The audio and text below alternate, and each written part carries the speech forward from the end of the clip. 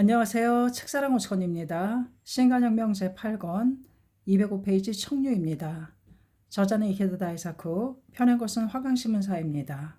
청류. 언론은 인간이 인간답다는 것을 증명한다. 폭력과 무력에 저항하며 평화를 구축해가는 힘이 바로 언론이다. 광선유포란 언론을 통해 정신이 승리하는 세상을 만들어 민중의 행복과 영원한 평화를 건설하는 새로운 휴머니즘 운동이라 할 수 있다. 1963년 7월 28일 야마모토 신이치는 도쿄 간다에 있는 국립강당에서 열린 언론부의 제1회 전국대회에 참석했다. 언론부는 2년 전인 1961년 5월 3일에 문화국이 탄생하면서 신설된 부서로서 부장에는 청년부장인 아키즈키 에이스케가 취임했다. 처음에는 남녀 청년부 대표로 구성된 언론부 제1부와 문필 전문가로 이루어진 언론부 제2부를 두고 출발했다. 그 후 부인부의 요청으로 여성의 목소리를 사회 건설을 위한 큰 힘으로 해가자는 취지에서 부인부로 구성된 언론부 제3부가 탄생했다. 그리고 언론부 제2부는 장년부를 주축으로 한 언론부가 되었으며 각 부의 언론부에는 문필 전문가도 각기 소속하게 되었다.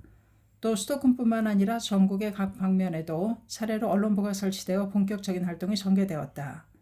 그리하여 1962년 11월에는 언론부 기간지로서 월간 잡지 언론을 창간했다.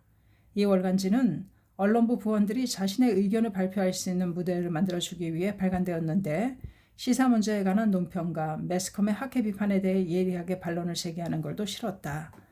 야마모토 신이치는 언론 제1호 창간사를 기고했다. 창간사에는 신이치는 무는 무보다 강하다라는 신념에 서서 동서냉전도 무력항쟁도 정의의 언론전으로 방향을 전환시킬 수 있다고 선언했다. 그리고 니시렌 대성인이 민중을 구제하겠다는 대자비의 마음에서 저술하신 어서야말로 민주주의 대원칙인 언론전을 계시하신 증거라고 강조하며 지금이야말로 강선유포를 위해 민중 구제를 위해 용감히 정의로 단련된 언론의 검을 들고 용감하게 전진하자고 호소했다. 언론을 이끌어가야 할 진정한 주인은 민중이다. 그러나 민중 스스로가 그것을 자각하지 못하고 자신의 권리와 존엄을 지키기 위한 언론을 포기해온 것이 일본의 현실이라 할 수 있다.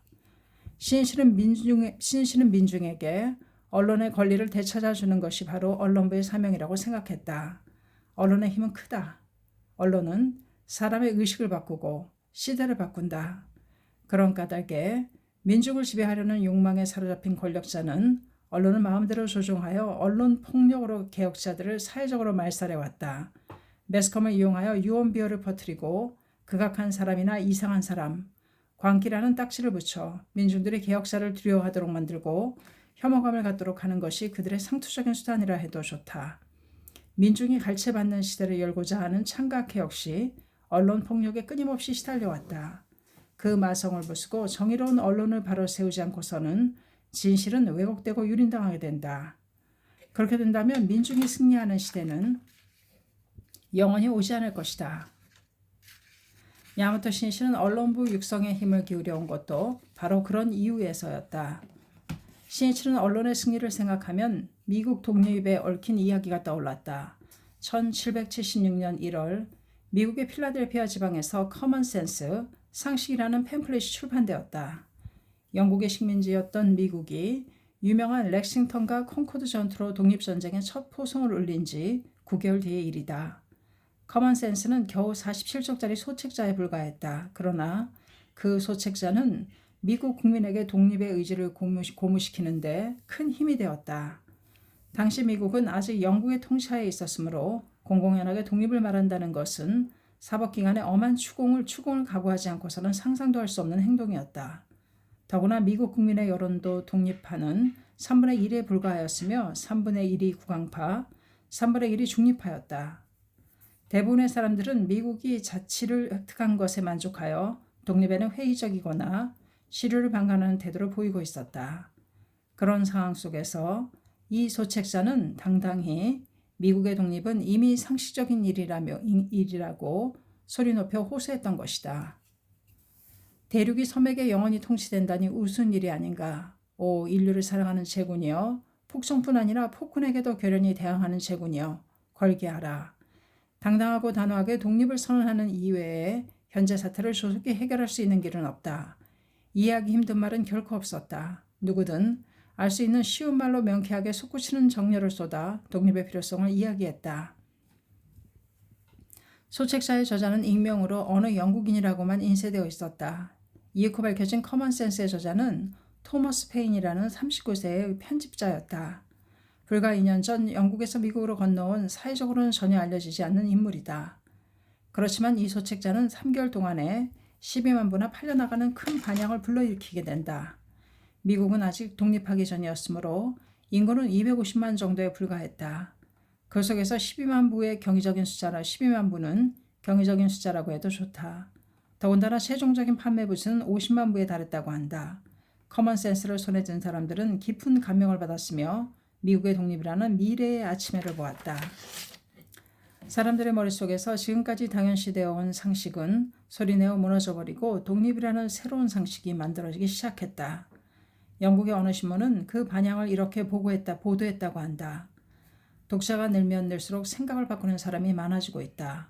훗날 초대 대통령이 된 워싱턴은 이 소책자의 정당한 주장과 반목의 여지가 없는 논리를 높이 평가하고 조만간 독립의 타당성을 인정하지 못하고 망설이는 사람은 없어질 것이라고 적고 있다. 농민과 도시의 가난한 주민들도 너무나도 커먼센스를 구입하여 읽고 잇따라 독립하여 가담했다. 다음과 같은 감상을 쓴 시민도 있었다. 몇 주 전까지 독립을 맡고 있는 터무니없는 장애를 두려워하던 민중의 마음은 단숨에 모든 장벽을 뛰어넘어 버렸다라고. 이 소책자는 미국인의 가슴에 독립은 반드시 된다는 확신을 심어주었고 분개할 용기를 불어넣어 주었다. 걸기한 민중의 힘은 크다. 이미 어떠한 것도 그 흐름을 막을 수는 없었다. 이윽고 1776년 7월 4일 미국 독립선언이 채택된다. 미국 독립은 당시의 시대적 흐름이었는지도 모른다.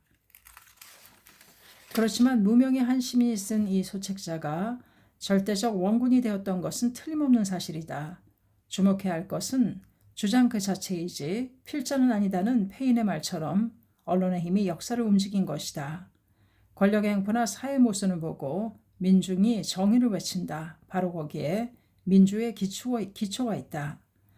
진실을 가지고 악의 속임수를 타파했을 때 비로소 미래는 열리게 된다. 말해야 할 것을 단호히 말한다. 올바른 것을 올바르다고 단언한다. 잘못된 것을 잘못되었다고 잘라 말한다. 거기에 불법자가 본래 걸어가야 할 삶이 있다. 예를 들면 초기 불교에서 설하고 있는 팔정도, 깨달음에 이르는 8가지 바른 길에는 정어, 바른말을 들고 있다. 정어란 망언, 양설, 추원, 의어를 멀리한다. 중아함경의 의미이다. 망언은 거짓말이나 허언, 양설은 험담, 일구이연, 추언은 추악한 말이나 욕설, 의언은 거칠애 뿐이고 진실성이 없는 말을 가리킨다. 이러한 것들을 멀리하라. 진실을 말하라. 그것이 석존의 가르침이었다. 왕사성에서 홍교를 시작한 석존의 에스라의 훌륭한 제자들이 차례로 귀의했다. 그것을 질투하고 두려워하는 마을 사람들은 석존을 비난하기 시작했다. 제자들은 불안감에 사로잡혔다. 그러나 석존은 얼굴색 하나 변하지 않고 이렇게 반박하도록 가르쳤다. 부처는 올바른 법을 권하고 있다. 그것을 실수하는 자는 누구인가라고. 스승의 말에 제자들도 결연히 일어섰다. 마을 어딘가에서 비판받는 듯한 말을 들으면 제자들은 당당하게 이 도리를 말했다. 석존의 올바름을 끝까지 말하여 상대방을 이해시켰다. 절복이다. 어느 사이인가 석존을 비판하는 소리는 깨끗이 사라졌다. 또 제바달다가 석존의 교단을 탈취하려고 핵책을 꾸미며 악의 본성을 드러냈을 때에도 석존은 즉각 사리부를 비롯한 제자들에게 명했다. 왕사성에서 제바달다의 본성을 있는 그대로 폭로하라. 이 에피소드에도 분명하게 알 수 있듯이 석존은 악과 철저하게 투쟁했다. 총알같이 빠른 언론으로 정사를 명확하게 잘라 말했던 것이다. 니체른 대성인의 생애 역시 불을 내뿜는 듯한 언론전의 연속이었다. 32세에 입교를 선언하고 여러 종파의 잘못을 오직 홀로 끝까지 바로잡아갔다. 대성인은 사회적으로 높은 지위도 높은 신분도 아니었다. 그러나 막부의 최고 권력자라 하더라도 두려워하지 않았다. 일본 전체가 적이 된다는 것도 대난까지도 각오하고 있었기 때문이다. 오직 고뇌의 허덕이는 민중에게 행복을 안겨주고 사회를 번영시키고 평화롭게 하기 위한 대사자우였다. 그런 까닭에 대성인의 인생은 박해가 끊이지 않았다. 대성인은 사실상의 국주였던 호조 도쿄요리에게 간여하여 종교계의 권력자인 고쿠라쿠사 료칸의 사악함을 질책했다. 그러한 대성인의 투쟁은 정강석화와 같은 행동이었으며 언론전이었다. 적에 대해서는 물론이고 제자로부터 보고를 받으면 언제나 재빨리 대응하였다. 특히 제자가 어려움을 처했거나 어떤 사건이 일어났을 때 대성인의 신속하고 적확한 그리고 세밀한 대응은 놀라웠다. 1277년 6월 시족인고가 주군에게 미움을 받아 법화경을 버리겠다는 서약서를 쓰라는 강요를 받게 되는 사건이 일어났다. 류조보가 설법하는 자리에 시족인고와 도당을 거느리고 난입했다는 완전히 날조된 거짓말이 발단이 되었다. 대성인은 주군 앞으로 긴고의 변명서를 대필했다. 난입사건이란 증거도 없는 허언이에다. 어서 1153쪽이라고 갈파하시고 당당히 긴고의 정의를 증명하셨다. 요리모토 신장이다. 긴고가 긴급히 사자를 시켜 보낸 서장을 통해 사건의 진상을 파악한 대성인은 그 자리에서 즉시 적은 듯하다. 아무 말 없이 있으면 거짓이라는 어둠은 퍼져간다. 그 사악을 부수는 빛이 바로 정의를 말하는 언론이다. 다른 사람이 고뇌의 비명을 지르고 있을 때 단지 반감만 하고 있다면 무자비하다. 사악한 검은 구름이 진실이라는 하늘을 뒤덮으려 할 때 정의를 외치지 않는 것은 비겁이다. 1279년 10월 대성인은 저 아스하라 범란의 와중에서 성인 언한사, 호키전 등답서, 류센 사신장, 성인 등답서 등 잇따라 문서를 적어보냈다. 그 글들 중에는 범란을 만난 농민 신도를 격려하는 내용도 있고 제자를 위해 소창을 대필하신 것도 있다. 또 니코 상인을 비롯한 제자들에게 재판에 관한 일들을 자세하게 지시하는 등 격심한 사태의 추이를 적확하게 파악하고 차례로 손을 쓰시고 있다. 항상 적확한 정보를 파악하여 민첩하게 대응해 간다.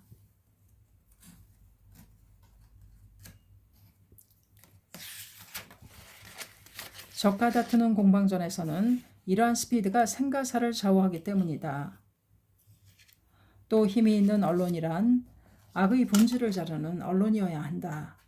당시 막부의 권력자를 비롯하여 사람들에게 살아있는 부처라고 수왕받던 고쿠라쿠사 료칸을 대성인은 그 본질을 삼류의 강적 중 세 번째인 참성 증상만이라고 단정했다.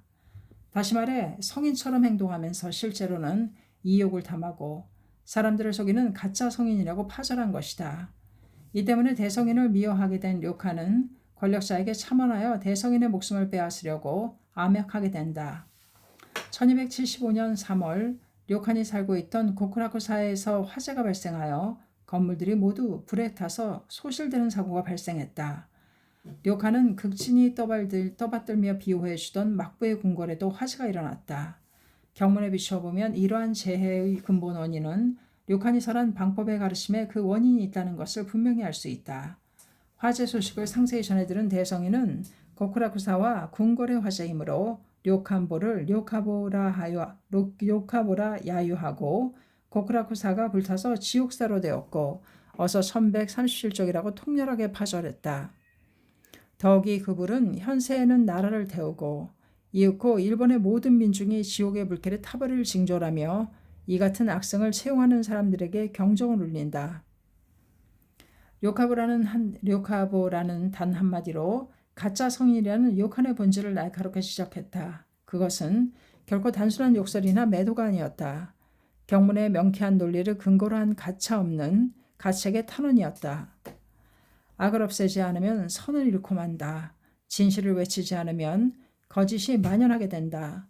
정법이 음모라고 사법이 지배하게 되면 불행해지는 것은 민중이다. 가차 없이 내뱉는 내성인의 날카로운 비판의 탄원은 실로 정법을 아끼는 마음의 강성, 어서 957쪽, 강성했기 때문이라고 할 수 있다. 언론을 통해 인간의 정의가 승리하는 세상을 만드는 일은 결코 용이한 일이 아니다. 대성인의 생애가 그러하셨듯이 수많은 박해가 광선유포의 도상에 도사리고 있기 때문이다.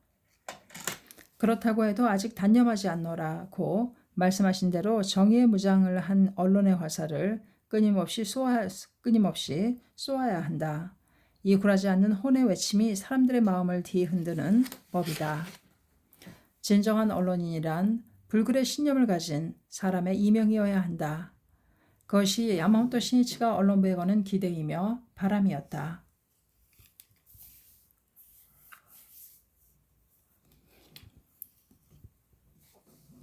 언론부의 제1회 전국대회가 개최된 국립광장은 전국에서 모인 언론투사들의 열기로 뜨겁게 달아올랐다. 대회가 시작되자 부이사장인 모리카와 가즈마사가 지금까지 남녀 청년부로 구성되었던 언론부 제1부에서 여자부가 언론부 제4부를 만들어 새롭게 출발하게 되었다는 내용을 발표했다. 이로써 언론부도 4부 체제를 갖추게 되었다. 그리고 언론부 활동에 관한 보고와 현대 저널리스트 비판, 왜곡된 매스컴이라는 제목으로 부패한 언론계를 예리하게 규탄하는 주제 발표도 있었다. 간부 지도에 이어서 회장인 야마모토 신이치가 강연을 위해 단상에 올랐다. 신이치는 언론부가 지난 2년 동안 전개해온 활동의 경위를 표한 다음 광선유포를 전진해 가는 데 있어 언론 활동이 갖는 의의를 언급했다. 언론을 통해 새로운 시대를 건설하는 일이야말로 민주주의의 근본 원리입니다. 우리가 추진하는 광선유포는 정의로 무장한 언론을 무기로 민중을 지키고 민중이 주역이 되는 인간 승리의 시대를 구축하는 운동입니다. 그리고 신이치는 언론의 자유를 영원히 지켜나가야만 한다고 말하며 언론의 자유를 구실 삼아 무책임하고 제멋대로 행동하는 언론이나 진실을 왜곡하고 사람을 속이는 사악한 언론이 횡행하고 있다고 지적했다. 언론의 자유란 거짓말이나 유언비어를 퍼뜨리는 자유가 아니다. 신이치는 호소했다. 일본이라는 나라가 나쁜 의도로 민중을 선동하려는 일부 평론가나 저널리스트 혹은 지도자에게 좌우된다면 대체 어떻게 되겠습니까? 그런 사악한 언론과 투쟁하고 그 거짓을 파헤쳐 인간의 행복과 진정한 평화를 만들기 위한 새로운 여론을 만들어가는 일이 언론부의 사명입니다. 저는 극소수의 평론가나 저널리스트 혹은 일부 높은 지위에 있는 사람만이 언론의 자유를 구가하는 그런 시대는 이미 지났다고 호소하고 싶습니다. 또 본래 언론의 자유란 그런 특권 계층을 위한 도구가 아닙니다. 우리는 선량한 여론을 결집하여 불타는 민중의 언론전을 전개해 새로운 시대의 막을 열어갑시다. 언론의 자유를 위해서는 민중이 당당하게 진실을 말하고 정의를 외쳐야 한다. 하나의 폭언이나 중상을 들으면 열의 정론을 당당히 말해간다. 그러한 언론의 투쟁 속에 성불사를 함, 어서 708족이라는 정신도 생생하게 맥동하게 된다. 신이치는 마지막으로 어디까지나 민중의 편에 서서 민중의 마음을 움직이는 정열과 이념, 그리고 치밀한 논리를 갖춘 대언론전의 용자가 되라고 호소하며 강연을 마쳤다. 장각회가 강력한 힘을 발휘하는 이유는 민중을 규합했기 때문이라고 보는 식자가 많다. 그러나 규합했기 때문에 학회가 강력한 힘을 발휘하는 것은 아니다. 그 조직 속에서 민중이 자립하고 자기 주장을 당당하게 전개하는 사회 건설의 주역이 되었기 때문에 어떠한 권력에도 굴하지 않는 강인한 민중의 힘의 연대가 형성되었던 것이다. 7월 30일 야마모토 신이치는 나가노시를 방문했다. 나가노 시민회관에서 개최된 주부 제2본부 간부회에 참석하기 위해서였다. 당시 주부 제2본부에는 고신과 호쿠리쿠 지역에 있는 각 지부가 소속되어 있었다. 간부회에 신이치가 참석하기로 결정되자 주부 제2본부 회원들은 홍교에 커다란 파동을 일으켜 승리의 기쁨 속에서 야마모토 회장을 맞이하고자 열심히 절복에 힘썼다. 그 결과 주부 제2본부는 7월 포교 성과에서 크게 약진할 수 있었다. 특히 간부회 개최지로 결정된 고신 총지부는 강호라고 불리던 도쿄나 간사이 등지의 총지부를 누르고 당당히 홍교 제1위의 연관을 차지하게 되었다.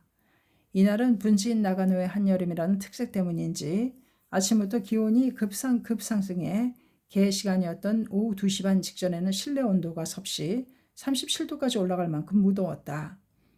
가나자와도 도야마의 회원들 중에는 전날 밤 버스로 현지를 출발하여 아침 8시에 나가노에 도착한 사람들도 많았다. 신씨는 모두가 지쳐있지는 않을까 염려했다. 그러나 참석자들은 의기충전해 있었다. 강당이 떠나갈 듯 힘찬 박수 소리를 들으며 신이치는 모두의 가슴에 광선유포에 살아가는 환희의 불길이 혁혁히 타오르고 있음을 느꼈다. 광포를 위한 실천이 있는 곳에는 기쁨이 있고 거기에는 공덕의 광채가 빛난다.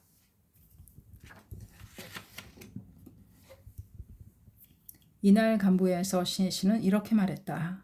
여러분의 원기왕성한 모습을 뵐 수 있어 무엇보다 기쁩니다. 활기찬 모습을 보니 여러분은 한 사람도 빠짐없이 모두 큰 공덕을 받고 계신 것 같은데 그렇게 믿어도 좋겠습니까? 박수가 쏟아졌다. 신씨는 회합에 참석한 사람들에게 물었다. 그럼 확인하는 의미에서 신심을 해 공덕을 받은 분은 얼마나 계십니까? 손을 들어봐 주세요. 예라는 소리와 함께 일제히 손을 들었다. 예, 좋습니다. 손을 내려주십시오. 이 정도면 이제 저는 더 이상 이야기하지 않아도 되겠군요. 여러분이 공덕을 받는 것이 신심의 목적이니까요. 장내에는 밝은 웃음이 피어났다. 자신이 공덕을 받기 위한 신앙이다. 또 그것을 위한 불도수행이며 학회 활동이다. 그리고 모두에게 공덕을 받게 하기 위한 조직이며 간부다. 이 목적을 잊어버렸을 때 조직은 생동감 넘치는 활력을 잃고 정체되며 활동은 공전하게 된다. 신이치는 주부 제2본부에 해관을 건설한다고 발표했다. 참석자의 기쁨은 큰 박수 소리가 되어 울려 퍼졌다. 신이치는 계속해서 행복의 요체는 자신의 마음을 이겨내는 데 있으며 무슨 일이 있어도 본전임을 끝까지 신수하여 무의왈신, 의심이 없음을 신이라고 한다는 청류와 같은 신심이 중요하다고 호소했다. 니시렌 대성인의 불법이 올바르다는 사실은 문증, 이증, 현증을 통해 증명되고 있습니다.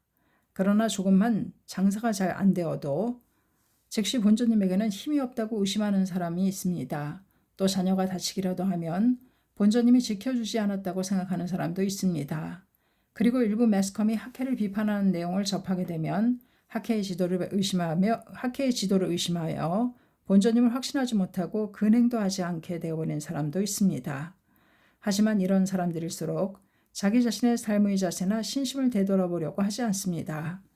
그러면서도 무슨 일이 있을 때마다 본전님을 의심하고 학회를 의심합니다.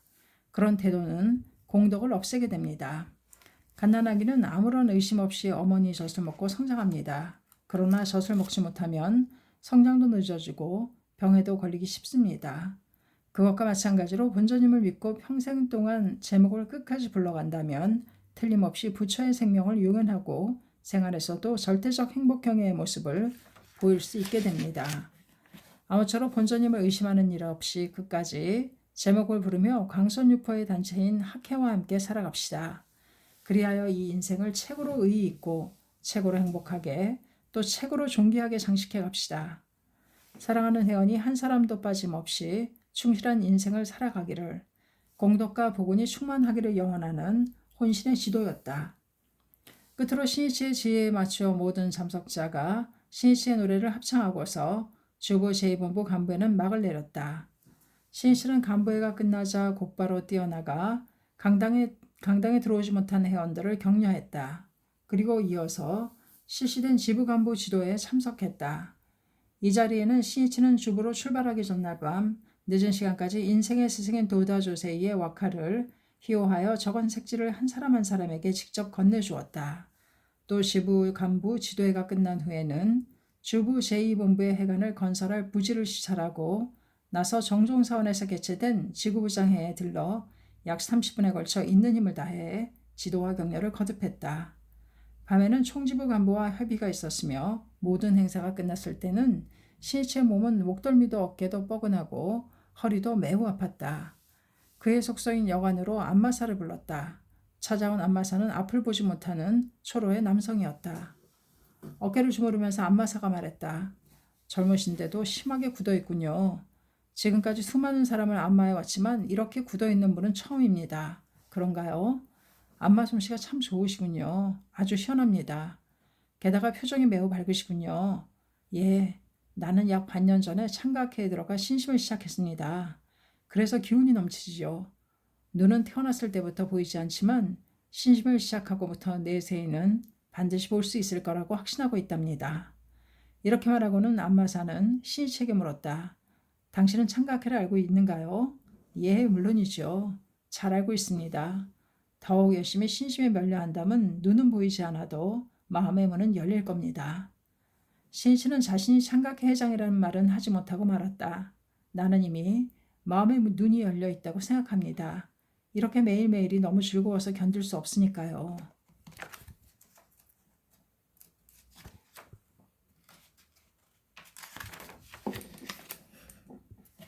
그렇습니까? 열심히 신심을 면려하여 더 많은 공덕을 받으셨으면 좋겠군요. 당신이 하는 말은 우리 지구부장이 하는 말과 아주 흡사하군요. 우리 지구부장은 인품이 좋은 사람이지요. 안마사는 학회에 관해서 이것저것 이야기하기 시작했다. 신씨는 말했다. 신심해서 좋았다고 하는 당신의 마음을 잘 압니다. 그러나 손님 중에는 충분히 쉬고 싶은 분도 있을 테니까 일하시는 중에 학회나 신심 이야기는 하지 않는 편이 좋지 않을까요? 그건 그렇지요. 지부장에게도 여러 번 주의를 받았습니다. 지부장도 당신과 똑같은 말을 했답니다. 20분쯤 지났을 때 신희 씨는 위로의 말을 건넸다. 젊은 저를 위해 연세 드신 분이 이렇게 정성껏 안마를 해주시니 너무 죄송하군요. 힘드실 텐데 주스를 대접하고 싶습니다. 이것도 일이니까요. 언제 누구에게라도 최선을 다해 안마하지요.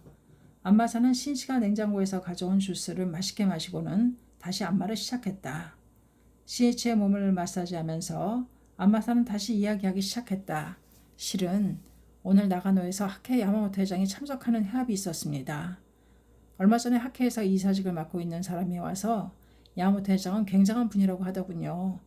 일본과 세계를 위해 없어서는 안 될 분이라고요. 그래서 오늘은 꼭 그 회합에 참석해 회장을 만나보고 싶었습니다.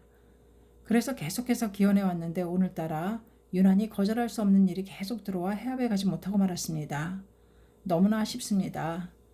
안마사의 이야기를 듣자 신이치는 왠지 모르게 어깨가 더욱 굳어지는 듯한 느낌이 들었다. 그랬었군요. 하지만 진지하게 기원해 가면 원하는 모든 일이 본조님에겐 통한다는 지도를 들으셨겠지요? 괜찮습니다. 그런 마음이라면 반드시 기원이 이루어질 테니까요. 그렇게 말씀해 주시니 감사합니다. 점심한 당신의 말에는 배려하는 마음이 가득하군요. 왠지 학회 회장 선생님을 만나고 있는 듯한 기분입니다. 안마사는 이렇게 말하며 미소 지었다. 그렇게 3, 40분 정도 마사지를 받은 후에야 신이치는 겨우 몸이 편안해졌다. 신이치가 정중하게 감사 이해를 표하자 안마사는 말했다. 손님은 정말 세심하게 신경을 많이 쓰십니다. 그러니 어깨가 굳을만도 하지요. 예, 그렇군요. 하지만 어깨가 굳어서 좋은 건 없겠지요. 신심은 굳을수록 좋지만 말입니다. 두 사람은 밝게 소리내어 웃었다. 이 안마사인 장년부는 나중에 자신이 어깨를 마사지해 준 사람이 야모토 회장이었다는 것을 알고 기원의 힘을 실감했다. 학회는 이제 이해 7월 당당히 360만 세대를 달성했다. 신씨는 도처에서 존귀한 사명을 자학한 지용의 보살이 탄생하고 또 공덕을 받으며 즐겁게 신심을 면려하고 있다는 사실이 너무 기뻤다. 광선유포란 민중의 마음에 희망과 행복이라는 꽃을 피워 가는 작업이다. 신씨는 나가노 지도에서 돌아온 7월 31일 밤 도쿄 다이토 체육관에서는 8월 남자부 간부회가 성대하게 개최되었다.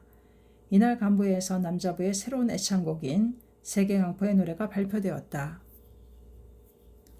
보라, 응원의 기운 가득 차고 백설같이 빛나는 히말라야 봉우리, 역사를 새기는 황하의 흐름, 이상에 불타서 우리는 간다.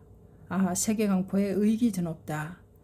세계강포의 노래는 스케일이 크고 웅대하여 거대한 기상이 느껴지는 가사였다. 곡 역시 한 소절 한 소절 음이 높아져 열려가는 미래를 상징하는 듯한 울림이 있었다. 남자부에서는 지난해 12월에 개최되었던 남자부 총회에서 이시카와 겐시로가 남자부장에 취임하고 난 후 새로운 애창곡을 만들자는 의견이 고조되었다. 새해를 맞아 전국의 남자부에게 호소하여 가사를 응모했지만 이렇다 할 가사는 나오지 않았다. 하지만 그 중에 세계강포의 노래라고 이름을 붙인 작품이 있었다. 검토해야 할 부분도 적지 않았지만 스케일이 큰 가사 내용이었다. 태평양이나 로키 산맥, 고비 산맥, 고비 사막 등을 노래하고 있으며 세계 강포에 종을 울린다로 마무리된다. 이 노래는 군마현, 오타시와 도이치현 이시카와시를 무대로 활동하던 지부에 뜻있는 남자부 두세 명이 작사한 곡이었다. 그들은 활동을 끝내고 지부 거점에 모여 서로 이야기했다. 우리는 눈앞의 현실적인 문제로 우왕좌왕하고 있다. 하지만 야마모토 선생님은 세계 강포를 외치고 계신다. 그러므로 자신들의 벽을 깨뜨리고 선생님과 함께 평화를 위해 세계로 날개를 힘껏 펼치고 날아가겠다는 기계와 도량이 장대한 노래를 만들자. 그들은 며칠이 걸려 가까스로 한 편의 가사를 만들어냈다. 남자부 최고 간부로 구성된 제작진이 여기에 좀 더 수정을 가하여 태고의 태고를 거듭하는 사이에 수개월이 지나자 수개월이 지나가 버렸다. 마침내 가사도 완성되어 음악대 대장인 아리무라 다케시가 작곡을 담당하여 곡도 완성되었다. 지금까지 불러왔던 하케가와는 전혀 다른 참신한 노래가 만들어졌다. 그러나 발표 시기가 결정되지 않았다. 그런데 7월 11일에 남자부 결성 12주년을 기념하여 야마모토 회장이 대백년하의 건두원에 청년이여 세계의 지도자가 되라를 집필했다. 드디어 세계 강포의 노래를 발표할 절호의 기회가 온 것이다. 제작진은 이 건두원에 답하는 맹세를 담아 노래로 하고자 한층 더 한층 검토를 거듭했다. 그리고 7월 31일 개최된 8월 남자부 간부회에서 발표하게 되었다. 하케거나의 노랫소리는 온 세계의 바다에 널리 퍼져나가고 젊은 주용의 보살이 하늘을 난다. 함께 노래하자 평화의 세계, 세계 강포에 종을 울린다. 남자부는 선두에 서서 세계 강포를 향한 본문의 시대를 열어가겠다는 맹세를 담아 이 노래를 힘차게 부르며 새로운 여정을 시작했다. 단련의 8월은 1월에 도쿄 다이토 체육관에서 개최된 교육부의 제2의 전국대회로 막을 열었다.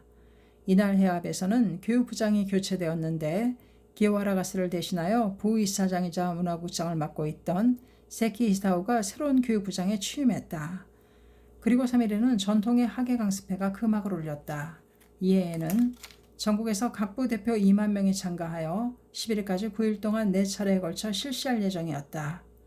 회장인 야마모토 신이치도 하계 강습회 운영을 지휘하면서 질문회를 담당하는 등 참석자 전원을 지도하고 격려하는 데 온 힘을 기울였다.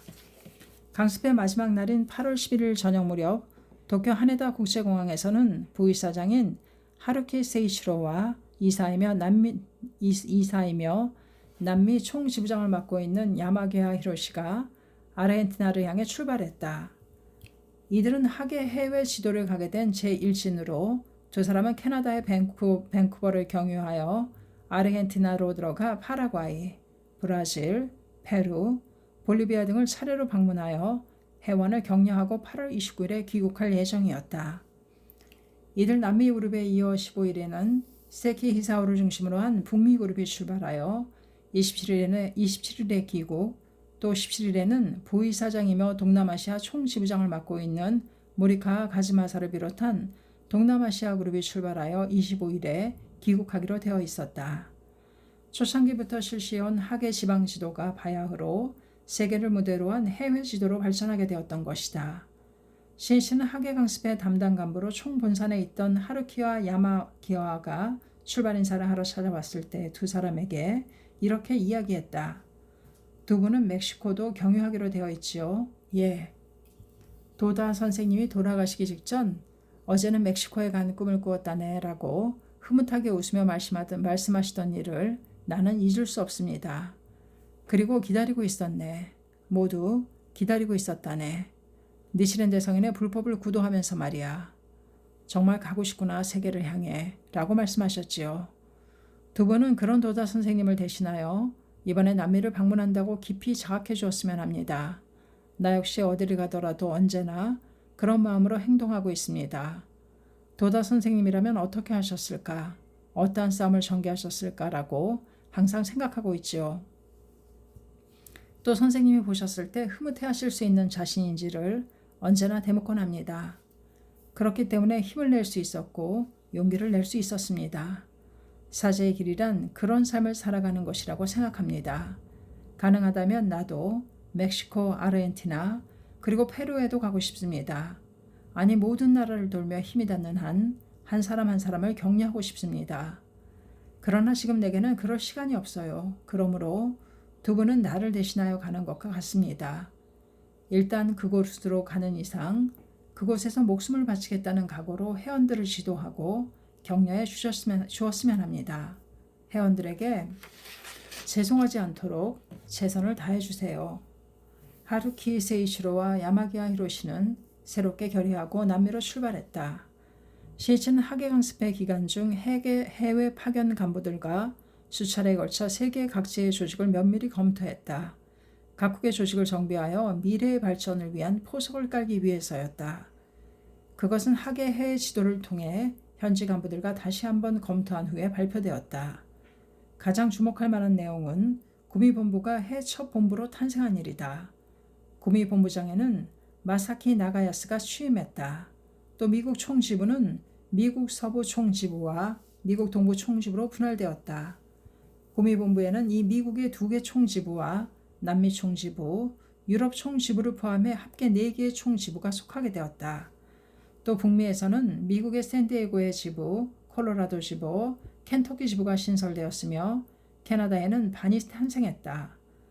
한편 남미에서는 파라과이 지부가 결성된 것을 비롯하여 브라질 지부가 3개로 분할되어 새롭게 상파울로 서부 지부와 상파울로 북부 지부가 탄생하게 되었으며 지금까지 브라질, 페루, 볼리비아의 3개 지부로 구성되었던 남미는 모두 6개 지부로 조직을 재편성하게 되었다.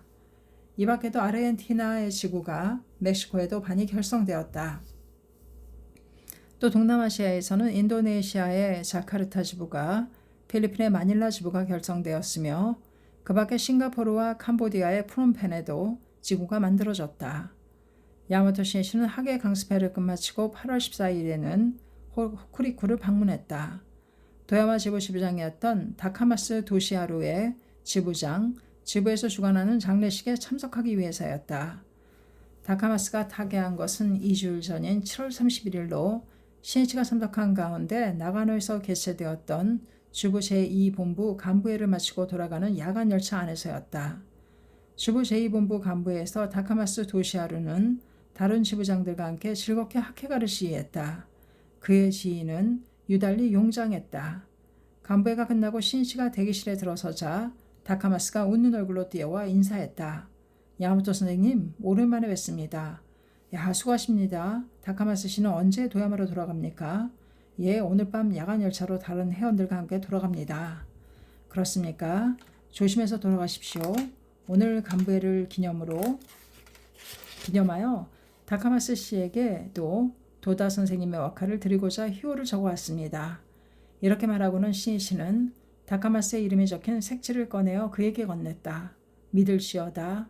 우주의 보물과 부처를 반드시 지키리로다. 군도 자식이라면. 다카마스는 히오를 읽고서는 눈을 반짝이며 이렇게 말했다. 감사합니다. 마음속 깊은 곳에서 용기가 솟아오른 듯합니다. 인품 좋고 순박한 성격의 다카마스가 입신한 것은 1955년이었다. 이전에는 철공소를 경영했는데 워낙 타고난 성격이 호인인지라 타인에게 이용당하기 쉬워 장세는 맞지 않았다. 한때는 당시 돈으로 수백만 엔의 빚을 져 집도 남의 손에 넘어가고 농가의 헛간 같은 집이나 새빵을 전전해야 했다. 다카마스는 그런 속에서 신심을 멸려해왔다. 가족은 아이들 6명에 부부까지 합쳐 8명이었다. 생활은 궁핍하기 그지없었으며 아내인 시즈코도 수도 없이 전당포의 문을 두드려야만 했다. 그러나 부부는 의기양양하게 광포의 길을 끝까지 달려왔다. 1960년 9월에 도야마 지부가 탄생하자 도시하루는 지부장이 시즈코는 지부 부임부장이 되었다. 경제 사정도 점점 호전되어 갔다. 그리고 1963년 봄에는 주위 사람들의 추천으로 시의원 선거에 입후보하여 1등으로 당선되었다. 주부 제2본부 간부회를 참석하고 돌아가는 야간 열차 안에서 다카마스는 지부 회원들을 격려하며 다녔다. 또 심야까지 개인 지도를 하고 난 후에 좌석에서 잠이 들었다. 이른 아침 그는 깊이 잠들어 있는 것처럼 보였다. 앞자리에 앉아있던 사람이 다카마스를 깨웠다. 이제 도야마에 거의 다 왔습니다. 하지만 대답이 없었다. 아내인 다카마스 시즈코도 남편인 도시하루를 깨웠지만 역시 대답이 없었다. 이미 숨을 거두었던 것이다. 평안한 임종이었다. 얼굴은 미소를 짓고 있는 듯했다. 야마토 신이시는 다카마스 도시하루의 부보를 접하고 즉시 다카마스의 집으로 전화를 걸었다. 전화를 받은 시즈코를 통해 다카마스의 임종의 모습을 전해들은 신이시는 그의 성부를 확신했다.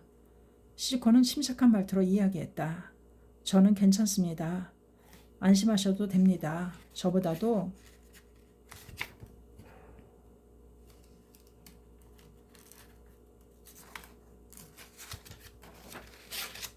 저보다도 동지 여러분이 더 걱정입니다. 가장 사랑하는 남편을 잃고 누구보다도 슬프고 괴로운 사람은 바로 그녀일 것이다. 그러나 그런 와중에도 지부 회원들을 염려하는 시즈코의 의연한 말에 신이시는 가슴이 뭉클했다. 신이시는 그때 도야마를 방문하겠다고 약속했다. 그리고 8월 14일 다카마스의 지부장에 참석하기 위해 급히 달려왔다. 다카마스 도시하루는 53세였다. 평균 수명을 생각하면 조금 이른 죽음이었다. 그러나 사람은 누구나 죽기 마련이다. 그러나 그 생명은 삼세 영원하다. 장수하는 것도 중요하지만 그 이상으로 중요한 것은 이 세상에서 무엇을 했는지, 자신의 사명을 모두 완수해냈는지가 무엇보다 중요하다. 그러므로 니치렌 대성인도 목숨은 한이 있나니 아끼지 말지어다. 끝내 원해야 할 것은 불국이니라. 어서 955쪽이라고 말씀하셨다. 다카마스는 광선유포를 자기 인생의 목표로 하여 많은 사람들에게 행복해지는 참된 길을 가르치고 또 많은 인재를 육성해왔다. 이 세상에서 지용의 보살로서 해야 할 사명을 모두 완수하고 틀림없이 영산을 향해 길을 떠난 것이다. 다카마스의 마음은 그가 육성한 수많은 동지에게로 계승되어 갈 것이다. 광선유포를 위해 끝까지 살아온 동지는 성운에 비추어 반드시 성불한다.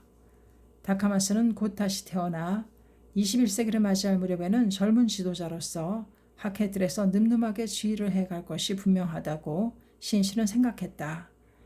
장례식 때 신이시는 다카마스의 가족 한 사람 한 사람을 있는 힘을 다해 격려했다. 뒤에 남은 가족이 그 후 행복한 인생을 살아가야만 다카마스가 성불했다는 것을 증명하기 때문이다. 신이시는 장례식이 끝나자 도야마시 공회당에서 개최된 호쿠리쿠 총지부 간부회에 참석했다. 호쿠리쿠 총지부는 이해 5월에 발족했으며 이날 간부회는 총지부가 된 야마모토 회장이 참석한 가운데 개최한 첫 회합이었다. 오후 2시가 가까워질 무렵 도이치가 신이치가 도착하자 간부회는 바로 시작되었다. 야마모토 신이치는 지부장이었던 다카마스 도시하루의 죽음을 도야마 동지들이 어떻게 받아들이고 있는지가 마음에 걸렸다. 그러나 회합 장소를 가득 메운 회원들의 표정을 보고 신이치는 안심했다. 다카마스의 죽음을 슬퍼하던 회원들은 슬픔을 이겨내고 그의 뜻을 계승하여 광포를 위해 결연하게 살아가겠다는 결의가 넘치고 있었기 때문이다. 신이치는 생애 묘법을 가슴에 안고 대승리의 인생을 살아갑시다 라고 호소하며 이날의 시도를 끝맺었다. 신이치는 그 호소에 호응하려는 참석자들의 확실한 반응을 느낄 수 있었다. 다카마스라는 필사적인 한 사람의 일념은 죽어서도 만파로 퍼져 호쿠리쿠 전체에 파동을 일으키기 시작했다. 신이치는 입신 16주년 기념일에 해당하는 8월 24일 스승인 도다 조세이가 청춘의 꿈을 키우던 전지인 홋카이도에 서 있었다. 이날 홋카이도 본부 간부에 참석한 신이치는 다음 날인 25일 삿포로에서 열린 제5회 홋카이도 체육대회에 참석했다. 이 대회는 이해 열리기로 되어 있던 젊은이의 제전인 청년부 체육대회 개막을 알리는 대회로 9월 22일에 개최될 전국대회를 목표로 이후 각 방면에서 개최하기로 되어 있었다. 청년을 육성하기 위해서는 청년이 활약할 무대가 필요하다. 체육대회는 청년들의 마음껏 힘을 발휘할 수 있으며 청춘이 난무하는 가장 좋은 무대라고 할 수 있다. 신이치는 이날 체육대회에서 각 지역의 청년부가 무엇을 계획하고 어디까지 성장하는지를 유심히 지켜보았다. 그저 단순히 체육대회라는 행사를 잘 치러내기만 할 것인지, 그렇지 않고 거기에 무엇인가 새로운 의의를 발견하고 장의와 국리를 거듭하여 미래를 향한 전진의 비약대로 삼을 것인지에 따라 이 대회가 갖는 의미도 가치도 전혀 달라진다. 학회가 실시하는 다채로운 행사는 한 사람 한 사람의 신심을 성장시켜 강선유포를 전진하기 위한 장이라고 할 수 있기 때문이다. 그 근본 목적을 잊어버리고 행사를 치러내는 일에만 열중한다면 행사를 개최한 의미는 없다고 해도 좋다. 홋카이도에서 개최된 체육대회는 젊은이들의 약동하는 숨결이 넘치고 있었다. 연기에도 아이디어가 빛났다. 운동장 가득히 개척이라는 카드 섹션이 그려지자 하늘을 찌를 듯한 갈채가 쏟아졌다. 모든 회원들은 절복의 커다란 파동을 일으켜 전원이 강포의 개척이라는 실증을 가지고 이 체육대회에 임하고자 홍교에 힘써왔다.